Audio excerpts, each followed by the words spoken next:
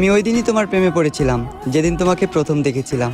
আশেপাশে এত মানুষ থাকা সত্ত্বেও আমি তাদের দিকে তাকাইনি, আমার দৃষ্টিটা শুধু তোমার উপর স্থির রেখেছিলাম। আমি যেদিন তোমাকে প্রথম দেখেছিলাম, কিছু না ভেবে তোমায় এ মনে জায়গা দিলাম এবং করে দিলাম মনের দুয়ার বন্ধ।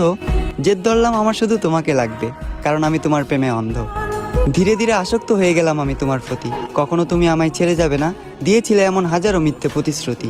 তবে আমি ধরতে পারিনি তোমার অভিনয়, কারণ তুমি ছিলে অভিনয়ের সেরা, নিখুঁত একজন অভিনেত্রী। আজ আমার এই দুঃখের দিন দেখতে হতো না, তুমি আমার সাথে থাকতে। যদি তোমার জন্য সুসংবাদ, আমি তোমাকে মন থেকে মাফ করে দিয়েছি।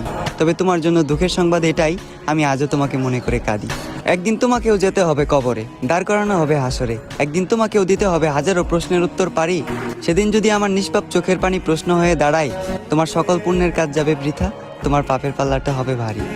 আমাকে তো তুমি মনে রাখলে না, অন্তত শেষ দিনের শেষ বিচারের কথা তুমি স্মরণে রেখো, প্রিয় শখের নারী।